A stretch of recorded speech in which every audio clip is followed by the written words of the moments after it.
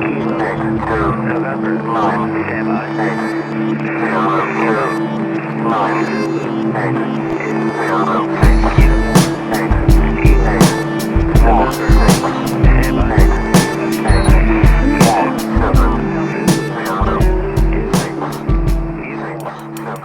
8, Resistance Radio is brought to you by Black Swan Outdoors. Our mission is to help you realize and develop your self-reliance, whether it's in the wilderness or the city center.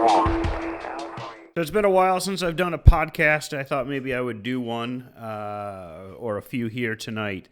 So I may just drop a bunch of casts tonight. We'll see how things go.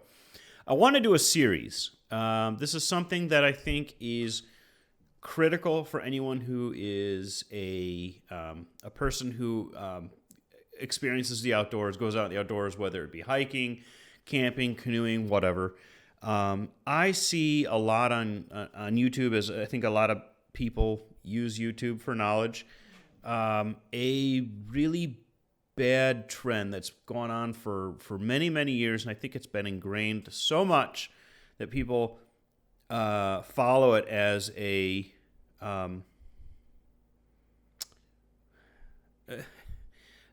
in a religious following almost, and it's the 10 C's of survivability. And I cannot stand Dave Cattenberry and his attitude. I can't stand the fact that he even still has a following after it's been outed that he was a liar and a cheat and a and stealing, and then kind of hides behind this shallow Christian rhetoric, when all he is just a jerk. Really, he's just a jerk. People like this kind of alpha male attitude, but and I get that kind of tough guy thing, but it's really not the tough guy that gets you through a survival situation. It's mental toughness, not the physical presentation of toughness. And he's softened in his years as he's gotten older. From back in the day when he was a hard ass on the TV show. But one of the legacies that I think he left us was, aside from the notion that he was a outdoors expert, was this 10 C's of survivability. I'm not even going to rattle off all the crappy components because it's really not worth it. What I am, and maybe this is just from my tradition of growing up, I follow the 10 essentials. And the 10 essentials are the 10 pieces of equipment that you should have with you as a baseline for hiking. Similar to how Dave Cattenberry promotes his 10 C's. Basically kind of robbed the idea in a sense, or augmented the idea. But, the stuff that he put in his, that he suggests were pretty asinine, not really useful. And the 10 essentials are actually the 10 basic, either extremely useful items that you'll refer to while hiking or paddling or whatever, or that you would definitely need to have in case there is an emergency. So this list does not constitute everything that you would take with you. Obviously, given the specific hike, the length, the environment, there may be additional food, maybe a large pot you might want to bring. In the wintertime, say, a sleeping bag. In some cases, ice axes or other technical tools that you need to have, rope or whatever it is. That this is the foundation, all right, for which if you have these 10 things, you can be pretty good to go. So what are these 10 things? So the 10 things, the original 10 lists came out of the 1970s Mountaineers Club, which was a mountaineering club very similar to the Sierra Club. And they promoted outdoors and took people out hiking and promoted mountaineering ascents and pursuits. They also published, and they began publishing some books. And in the books, I think it was in a guidebook, if I'm not mistaken, back in the late 70s, the 10 Essentials was first published. A lot has changed, and in the more modern context, I think, and I could be wrong, but I think it was REI that took that original 10 list and turned it into instead of a list of specific items, I turned them into a list of systems. And the idea behind that is that you have more things to sell, right? If you give people a longer list of stuff, they have more stuff that they need to buy, and these are the essentials. So why just limit to 10 things? Let's create a list of 10 systems that you need that comprises of many different other smaller items so that people purchase more things. Now, that's the rationale. That's the corporate rationale for it. But in reality, I think that it's not a bad idea, to be honest, to think of things in terms of a system. It shortened actually the list up a little bit and allowed them to add in kind of an update, which is the 10th item, shelter, that it wasn't on the original list, and the idea of adding shelter to the list, I think, is really important. I did a lot of solo wilderness canoeing, and I always carried a bivvy with me, if not a tarp. Especially if I'm going out in the winter, I'm definitely going to be carrying some kind of shelter item as well. I know in this day and age of YouTube bushcraft heroes out there that they're going to be able to whip up a shelter super quick in any condition with their big honkin' survival knife. But truth be told, none of that stuff is actually really, truly necessary. And I think maybe I'll wrap this series up on a thing of leave no trace and bushcraft and camping and kind of define some of those concepts. So let's get to this list. This updated list that I have, as I said, is the 10 items, the 10 systems. So I'm just going to read them off first. Layers, hydration, navigation, sun protection, calories / food, first aid, flashlight or headlamp, tool, fire, and shelter. So it used to be that there was a second call out for poncho or rain gear, I believe. There was also a line item for, instead of navigation, was map and compass. At tools was knife, and headlamp was just straight flashlight. So I'm going to jump in here, and I'm going to talk about the systems. I'm going to talk about the components that I have in more detail, kind of breaking them down into kind of my suggestions. So I'm going to have individual podcasts on each one of these components. Now, this works really well in a wilderness context. You're out hiking, and you're away from civilization, and I think this covers it really well for what you need. You can also take this list and apply it into an urban context, and a lot of people may do that, and they might not think that they would put all of these items in or take all these items in an urban context. But I'm willing to kind of argue that a lot of this stuff is, even though you're not in the wilderness, you're still exposed, and that having some preparatory items for being in say a city area for a number of time, for a long period of time, is going to help you with your kind of comfort and preparation, right? So I have a separate list within the urban context that I would say I would add to this list, and maybe even be able to allow to drop off a few items. So the list that I have for my urban context is 5 additional items, things that really doesn't make a lot of sense to have in the wilderness as a baseline. That really doesn't serve much of a function. So number 1 on that is money.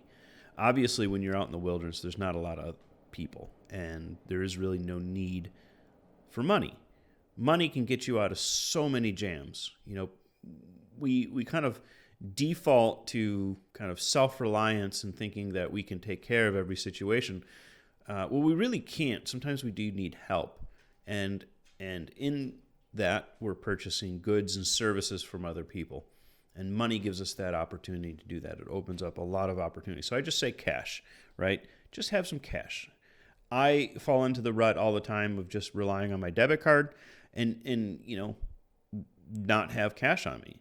So I've tried to rectify that, I have rectified that, I should say. But it's something that I think a lot of people fall short on. The other item I'm going to say, and this is kind of similar to money in the context of people and being around people, is Signal. Some kind of signal device. Just your basic cell phone. When you run into a problem, you run into a jam, you've got your cell phone with you. You can call for help. There's no shame in asking for help. In fact, one of the things that the reason why people get lost and stay lost in the wilderness is shame. And sometimes what happens is there's this mighty hunter that gets himself lost out in the woods. He goes well past the time that he thinks he should be home. Wife or somebody calls police. They get the emergency, search and rescue or volunteer fire department out, and they're looking for this guy. And he's this master hunter, and he's ashamed that he's out there, and he's actually going to evade from the help.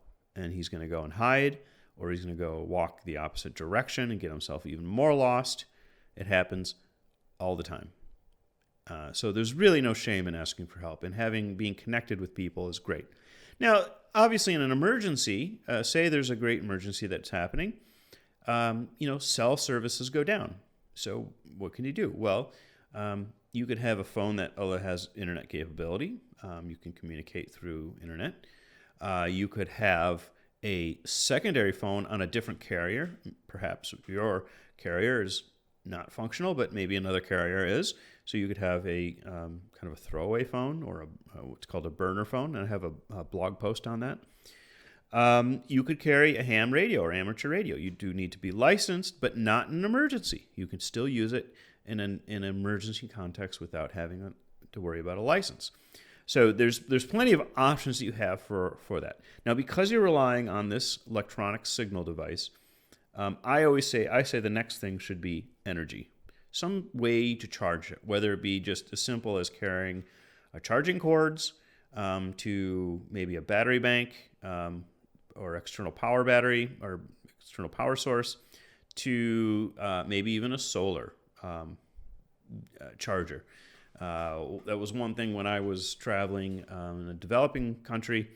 Power was not very reliable, and we didn't have power through the night. So my custom was just to charge my phone at night while I sleep, and I was not able to do that. So I only had a few short hours a day to plug my phone in and charge. So I just had to plan around that. But I could charge it at any time with a solar panel throughout the day or whatnot. So I digress. Energy is important. Energy you should consider, right? I think that's worthy, whether it just be the cord or any other apparatus. The next thing I want to talk about is personal protection equipment. And this is in case you run across a first aid situation where you need to protect your hands with gloves, or your eyes, your face, your mouth. Say there's a terrorist attack or some kind of event or natural disaster where it's kicking up a lot of dust or debris, and protecting yourself is important. And in a urban context, you have cement, glass, steel, these things. So it would behoove you to protect yourself in the event of something like that happening. You don't necessarily need that stuff in the wilderness context, So I'm looking at personal protection from either from a first aid standpoint or from, for a kind of an emergency search and rescue standpoint. If you're in and around skyscrapers, it's probably not a bad idea to have an N95 mask, right? In any condition when you're in the city with lots of people. It's very, very common in the Asian cultures for people to wear the mask in case maybe they have a sniffle. They don't want to get other people sick, so they wear the mask, right? Or maybe you're hypersensitive to other people's diseases and you don't want to get sick, you wear a mask. Or maybe the pollution is just really bad and you can't stand it, you'll wear a mask, right? It's not that out of place to see people in a larger city wearing an N95 or some kind of mask. A bandana works. If you're back to first aid, if you need to protect your eyes, sunglasses or eyeglasses help from bloodborne pathogens infecting your eyes. So having some kind of sunglasses, eyeglasses, something to protect your eyes is very important. So I would add that into my baseline for a kind of a city kit, of some capacity. I'm not telling you what to put.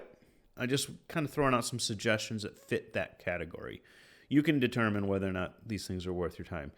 In personal protection device, I also include shoes, good walking shoes. A lot of people who work in the city, for example, have high heels or loafers. And this is also very, very common. People already do this, especially if they're walking to the train or a bus stop in longer distances. They take off their heels, they take off their loafers, they put on a pair of tennies, and now they've got something nice and comfortable to walk long distance. I've been in a situation in a large city where all mass transit had stopped, and I had to walk unexpectedly for 3 or 4 miles or so to get to an actual open train station. So it happens. Having good, comfortable walking shoes makes all the difference in the world.